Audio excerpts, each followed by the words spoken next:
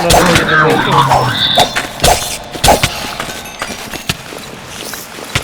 Poison yung demonyo na yun.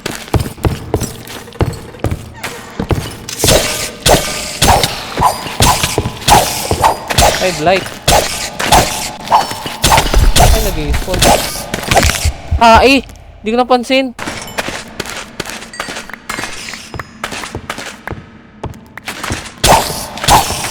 Oh my god, bro. Oh, hell no, man. Loh! May blight na naman nag-spawn. Grabe naman, kakaspawn lang ng blight ulit. So, what's up sa inyo mga ate at kuya? Ako nga pala si Kuya Len at nagbabalik na naman tayo sa bagong episode ng ating Arrow Craft series. And today, inayos ko lang konti yung base natin kasi sobrang dami kong item and yung double chest is masyadong maliit. So, gumawa ako nitong carpentry bench. Tapos ginawa ko tong crates. Ano kasi sila eh? Sa isang space, double chest na kagad sila. So, mas tipid sila sa space. Maganda tignan yung mga yung mga item ko. Tapos magtataka kayo ba't para laki nung diba? Ginamitan ko sila ng glass item frame. Maganda sila yan, no? Yan yun, diba? Aesthetic sila tingnan. So, dito, nilipat ko lang yung mga armor ko. Pansin ko nawawala pala yung diamond armor kung may protection 3. Alam ko protection 3 tsaka breaking 3 yun. Nawawala pala yung helmet. Then, nandito yung mga weapon ko. Oh, dito sila. Tinabi ko lang. Tapos gumawa ulit ako switch bow. Yun. So, today, ang agenda today is ituloy natin yung pagpa-farm ng silex. Kasi gusto ko na talaga ng rock. Kasi tingnan nyo ang hirap makalis ng base ko. Oh. Puro dragon yan. Puro dragon. So, kaya saan ako pumunta dyan? Dito nga may dragon. Kaka-check ko lang eh. Puro dragon. So, hindi talaga makakalayo. Kaya, kailangan ko ng rock para mas madali makatravel. So, yun yung agenda natin. Pero ngayon, is may enough diamonds ako. Gawa tayo ng helmet. Bagong helmet. Wala tong enchant. Pero okay lang. Sa part na to guys, gagawa lang tayo ng mga bagong bubbles na kailangan ko. Kasi balak ko din i-tackle yung dungeon na malapit sa akin. Kasi kung gagawa tayo ng silex farm, kailangan ko din ng troll hide. Eh, may dungeon dun sa ilalim ng malapit sa base ko. Baka may troll na nag-i-spawn. Kaya gusto ko rin sana puntahan. Ayun, gagawa pala tayo bagong jagged ring. Kasi meron pala akong enough na meron tayo ito, glowing ingot. Anong niya? Paano kaya to? Lock? Hindi ko kaya to yun. Reforge ng gold. Stop. Ay! Glowing ingot. Ay! Glowing ingot pang reforge niya.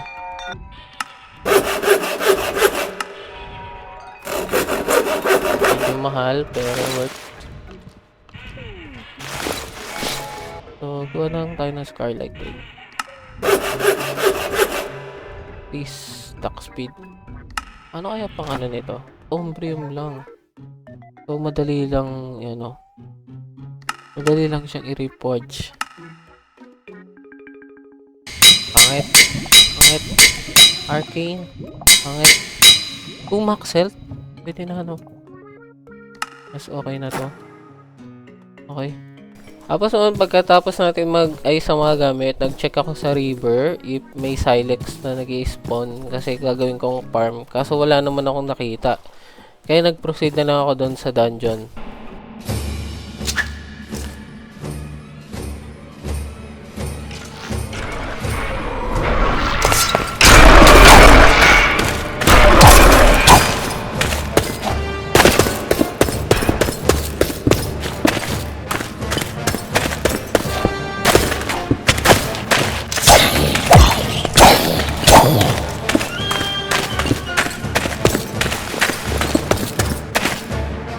Lakad pala nito.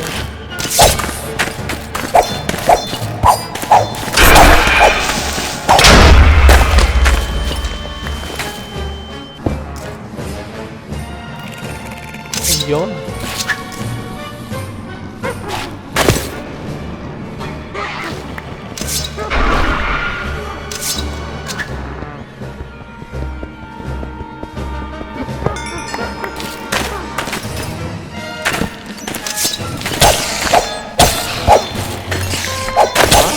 Tulong daw din mo titikit to.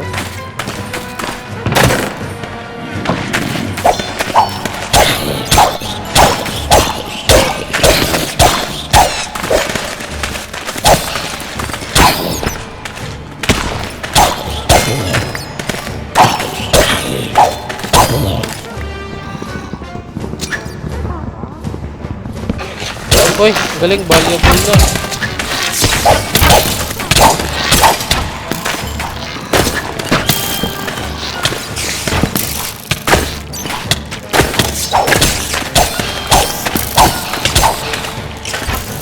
I cannot run, huh?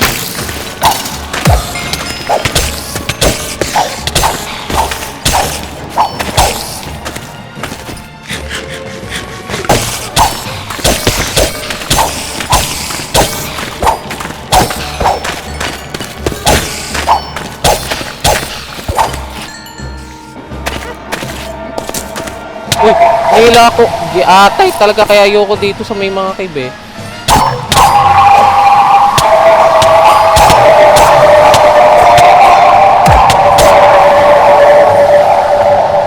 Ay, I really don't like cave.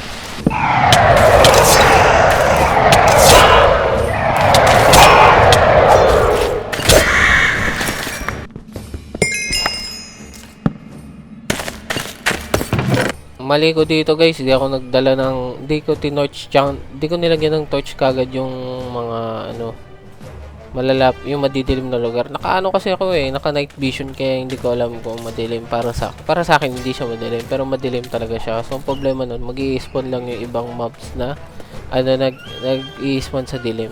Kasi yun nga, dahil hindi ko tinorchan yung paligid, nag-spawn tuloy yung darkling, yung kumakapit sa mukha. Ayun, yun din yung kinamatay ko. Try ko balikan gamit yung grave scroll yung mga gamit ko. Kaso ang problema hindi nag-despawn yung mga mobs. Kasi siguro malapit lang. Nandun pa rin yung darkling. Kaya namatay lang din yung tagad ako. Since malapit nga ako, for sure magdi-despawn yung item ko within 5 minutes. Hindi katulad nung ibang nangyari na malayo ako, nandun pa yung item ko. Kasi hindi naman siguro nagre-render. Ito siguro nagre-render kasi. Kaya malaking chance mawala yung item ko. Ito siya paulit-ulit balikan, kaso naging problema ko yung mga skeleton. One shot lang ako ng skeleton. Hindi ako nagdadala ng armor kasi baka mamatay lang ulit ako. Tapos dito naisipan ko na magbaon ng torch. Tapos torchan yun kagad lahat ng paligid. Para kahit mamatay ako, may ilaw na. Para hindi na mag-spawn yung mga ano, nag-i-spawn sa dilim.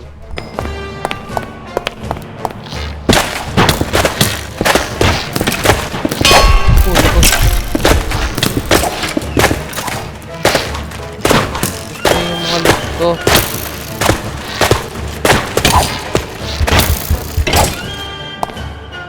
Hindi ko makita yung mga loot ko. Buti lang nakuha ko yung mga item kong may enchant. Ang problema na wala lahat ng bubbles ko na mahalaga, lalo na yung Scarlet Ring tsaka yung Ring of Night Vision. Kaya kailangan ko ulit gumawa ng bagong mga bubbles.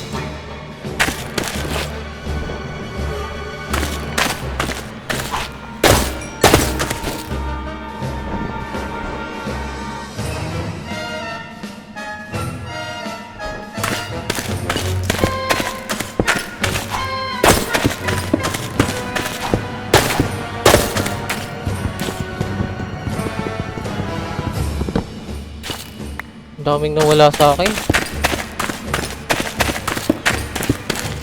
Ay, ito.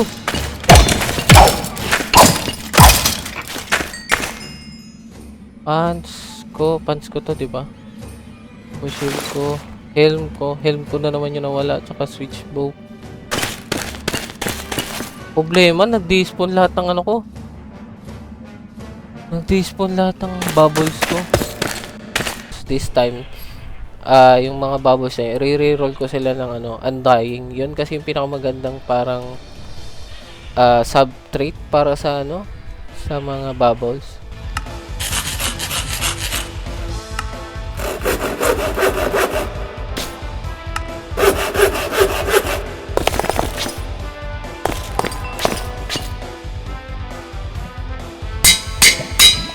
Wala na ako.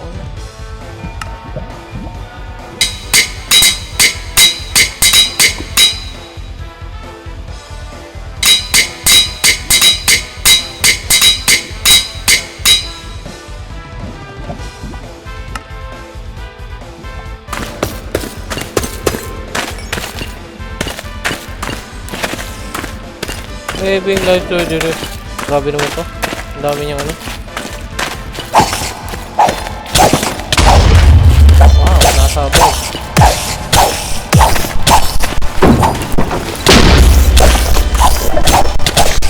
Mulat mo to.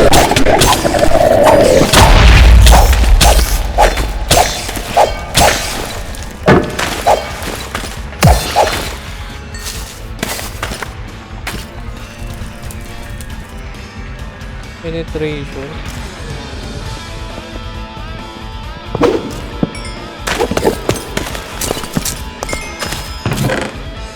Tulog lang.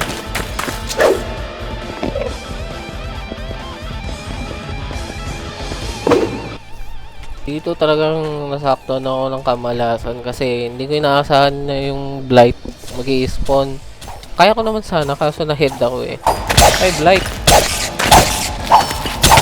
Ay, nag-i-spawn. Di ko napansin. Namatay na pala ako. Then yung pagbalik ko, may blight ulit na nag-spawn. Yun yung pinakamalas. Tapos ano pa yun? Cave spider. Eh, wala na akong nung poison bubble. Kaya namatay din kagad ako dito. Look! May blight na naman nag-spawn. Grabe naman. Kakaspawn lang ng blight ulit.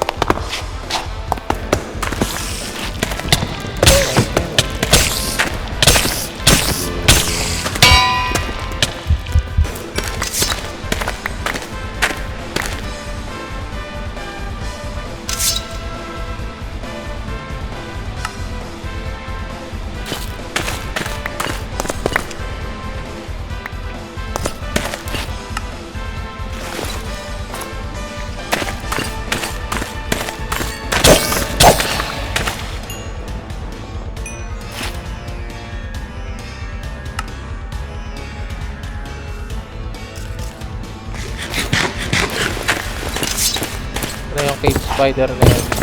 Okay, round 2 tayo dito.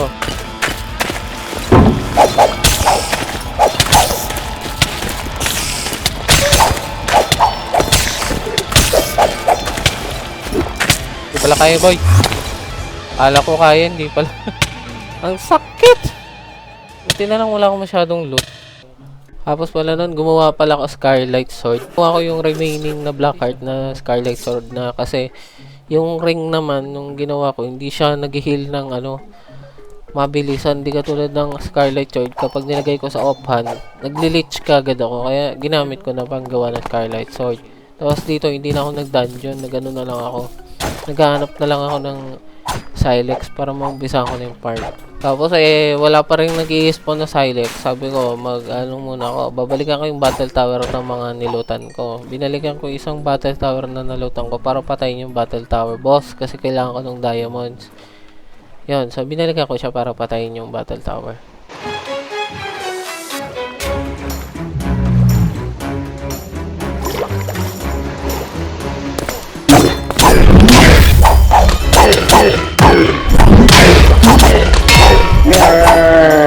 Patay ko. Tigan pa ako dito. Ang lakas ng battle tower golem. Hindi ko alam bakit ang lakas ng battle tower golem. Kahit na may Scarlet Sword akong sakit niya pumalo. After nun, bumalik na ako ng base para maghanap ulit ng Silex. Baka kasi nag-spawn na. And buti na lang nakita ko ng isa. And ginawa ko, niname tag ko kagad siya para hindi mag-despawn. So, pinangalanan ko lang na 1 para madali lang matandaan. So, yun.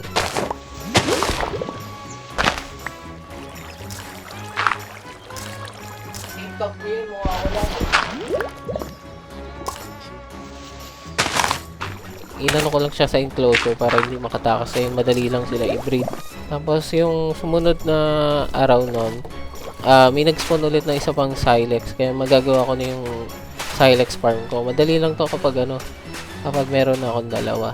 After na habang nag-aantay mag-breed and lumaki yung ibang mga Silex kasi hindi ko naman mabibreed din yung mga maliliit. Nag-try ako mag-fishing, gumawa ako dito ng fishing rod, tapos nag-try ako mag-fishing. Di ko nga gets kung paano gumagana yung fishing nung una kasi kala ko regular fishing lang siya na kapag may bite, i-right click mo lang.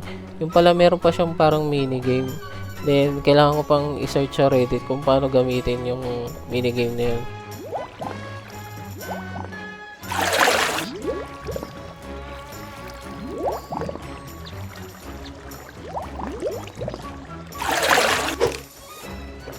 Uy! Ano yun? Bakit may nag-spawn na halimaw?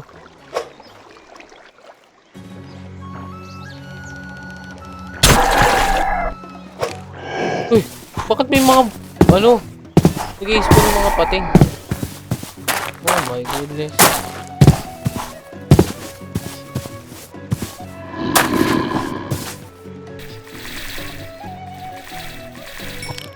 Oy!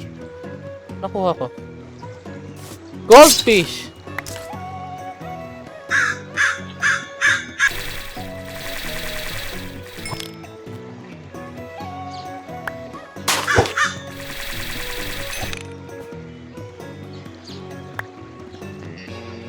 Rainbow trout.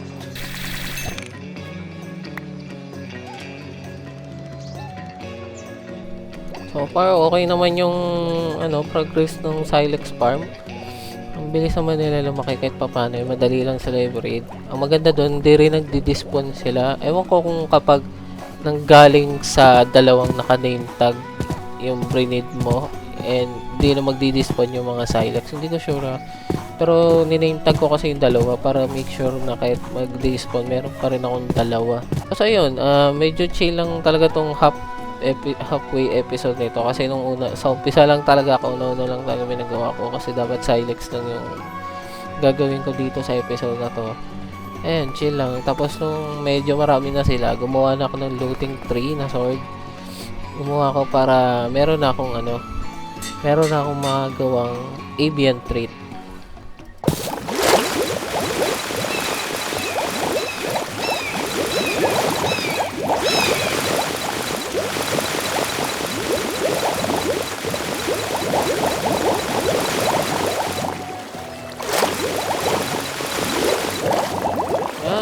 Gawin na tayo pwede na natin harvest yung isa. Oh! Pwede ka ako.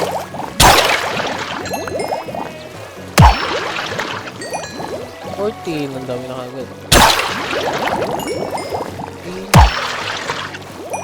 19. Hindi ko alam kung ilan eh. Kung maliliit na ito eh. 27 din tayo. Mas meron pa tayo maliliit.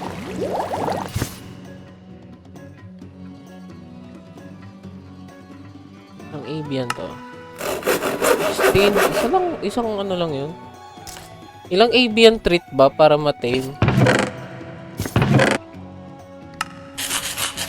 12. Ilang avian trait ba, Jo? Naubos mo. Ja. Ilang avian trait? 2 stack? So, kulang pa. So, kailangan ko pa rin mag-farm dito. Pero, hanggang doon na lang muna tayo, guys. Kasi, ipa-farm ko na lang yung Silex farm off-cam.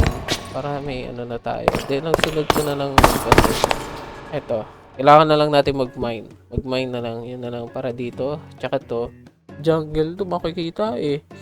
O swamp. Kung kailangan ko yung ibon. Pero madali na lang yan.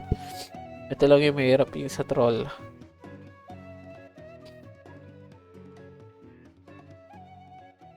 So, ang ganda na lang muna tayo guys. So, try natin ano naman sunod. Mining.